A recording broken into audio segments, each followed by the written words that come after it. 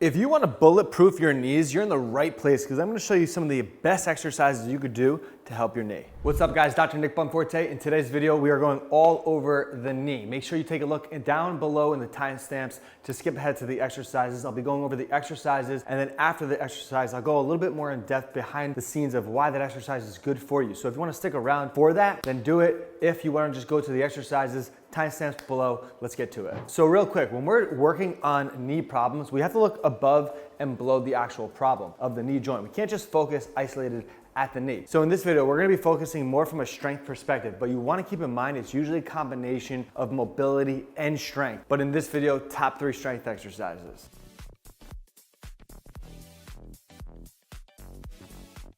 Okay guys, the first up is a wall sit. It's a super basic one, but it's overlooked. This could be foundational. It's working on quad strength. So with this, I'm just starting with body weight. And when we're starting with body weight, you really want to challenge yourself to get more time under tension. So with this, I like anywhere from 3 sets to 4 sets, maybe even 5 sets, and try to build up to a minute. Once you get up to a minute, you could then progress it, maybe adding some weights. But for just body weight perspective, you want to keep the arms not on your legs, because when it's on your legs, you'll tend to cheat with it and push through your legs, use your upper body to offload the movement. So you want to make sure your back's fully against the wall, your quads are really engaged, arms are either going to be across your chest, straight out in front of you, or to the side of your body. So you want to start with body weight. Now, once you feel confident enough that you could hold 3-4 sets for a minute and it's not a challenge anymore, then you want to progress to weights. So you can see I'm holding the weights either on my hips, where you want to be there because that's where the point of gravity and the force is going down, versus holding it too far out in front of your knees. It's not as much of an emphasis. You want to take it away from the knee joint so it's at the hips, and or you could just hold it to the side of your body to really emphasize it. And then you take the concepts of applying more weight and you get 3-4 sets of a minute, and say whatever weight you're starting with. If that's easy, then you progress it to another thing. And the idea is to get more input to this. So you can go on different blocks, typically like 2 weeks at a time or 4 weeks at a time on a particular block, 3 times per week. So as an example, if you're doing body weight, you do body weight wall sits, 4 sets of a 1 minute, 3 times per week for 4 weeks, and then you progress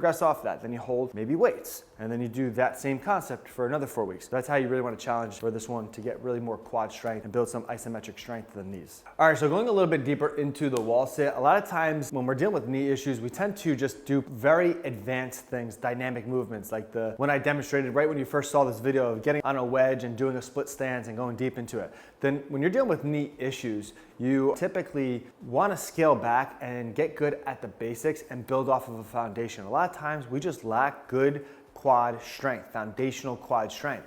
So by doing a wall sit, we can really isolate the quads and really get some good strength focused work to the quads to then build off of. Now, we might look at a body weight wall sit like, oh, it's too easy. Well, then if it's too easy, you can use the weights for progressions to get enough input to make it challenging. If you do a wall sit correctly, it could be challenging for anyone.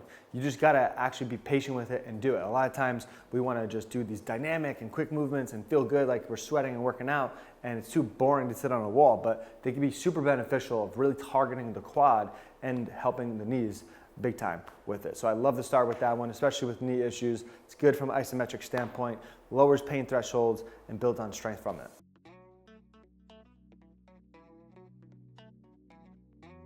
So with this exercise, the side plank clamshell, we're using a band and the positioning to really target the lateral aspect of the hip, the glute abductors, to ultimately help stabilization. So with this, I have a band around my knees, and depending on the resistance type that you are comfortable with, you want to challenge your body to a point that is a challenge versus being too easy. So band starts on the knees, my knees are bent, and then I'm going to bring myself up into a bridge, and you want to hold that position for a period of time. I like to hold that anywhere from 5 seconds to 10 seconds, and I like more volume here. 3 sets of 10, 3 sets of 15. So you get enough volume, because from an endurance standpoint, when we're walking all day or running, we need more input for stabilization. So by doing that exercise, we really target the hips. Now, if that is too easy to do and you feel like you could advance off that, you could progress it by straightening the top of the leg. That will really force more effort and emphasis to the hips. Now with this, the bottom hip is the working hip. You will feel both your hips working, but you wanna really emphasize when you're in that position, not sagging the hip down. Get off the ground, stabilize it, and hold it for the duration of time in either position, either in the knees bent, or you feel like you could progress off of it, straighten the leg. But volume here is key. Hold the position, each position, 5 seconds, 10 seconds, and get more volume. 3 sets, 10, 3 sets, 15 for this. So with this exercise, I love this to hit the lateral stabilizers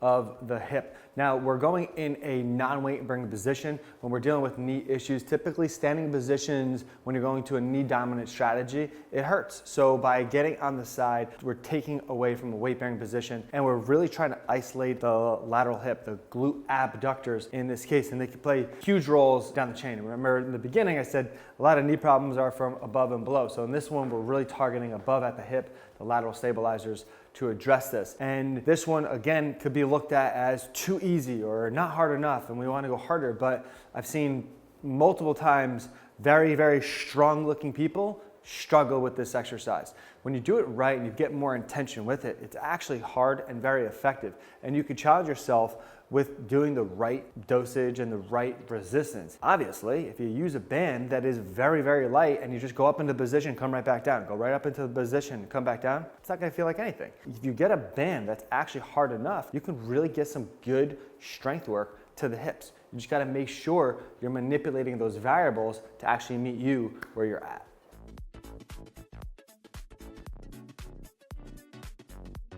So with this exercise, the heel tap, this is gonna be a hip dominant strategy. You'll notice with this, my chest is leaning forward, which shifts the weight to my hips. And I'm going down slow, and I'm just tapping briefly with my heel and then coming right back up. The importance of that is not to shift your weight off of that working leg. So you wanna go down slow, tap the ground and come back up. Now height is gonna be dependent on where you feel good enough. If it's too high, you obviously start lower and you build off of that. What you don't wanna do is keep your chest upright and essentially drive your knee over your toe and then go down. Why? Because the emphasis on this is if you're trying to build knee strength and it hurts in the moment, you want to switch to a hip dominant strategy so that you're going through a functional movement without sparking it up. So with this, emphasize the chest going down and heel tapping. The other thing you want to be aware of is not using the opposite leg to then push yourself back up into the position. So you can see with this, when I'm come down to the ground, I use my opposite leg to push myself back up. That's just using momentum and I'm offloading the leg that I'm trying to actually work. It's really not as effective.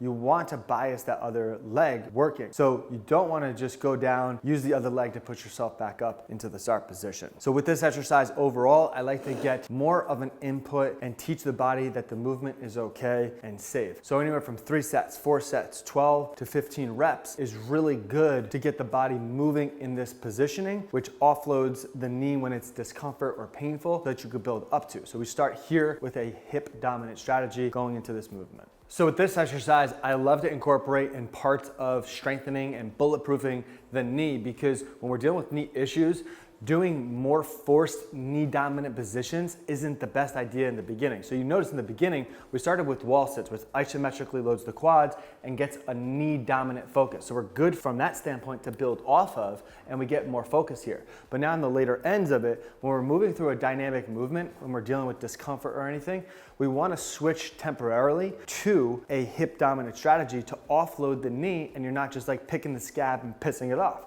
So by switching to a hip dominant strategy, we continue to move through a functional movement and we load the hip, which decreases load at the knee. And ultimately we're working again at the above part of the actual problem. A lot of times we lack good hip stability and hip strength through a dynamic movement. So with this, we're focusing on getting that properly strengthened and stabilized throughout it. Now the concepts with being controlled throughout this without compensating and using the other leg to push off is incredibly important, and making sure that you use modifications too if you need. If the box is too high, lower it. If you need some upper body support, hold on maybe to a countertop or have a pole or a broomstick that you could hold on to and you build from there.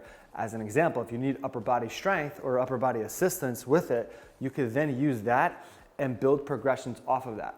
As an example, you're holding an upper body support and you're holding 50-50, you could start to scale back where, okay, I only need 40% of my effort to support myself, 30%, 20%, 10, and then you don't need it. And then you just work on body weight, and then you can progress the body weight, and then you add weight to it. So those are the simple mindset shifts and the principles that you want to apply to a simple movement like this that could be incredibly foundational in getting the knee healthier. So there you go, guys. Those are 3 exercises that if you do on a weekly basis and you chunk them into certain blocks, it could really do well for your knee. But you gotta make sure you're staying focused and not just doing too many things. When you do too many things, we don't move the needle forward. With these 3 simple things, when it's built into a strategy and from a weekly basis in a particular manner, it could really do wonders for the knee. I hope you did find value in this video, and if you did, I'd greatly appreciate it if you subscribe down below to the channel, leave any comments, questions down below, and I'll get back to them.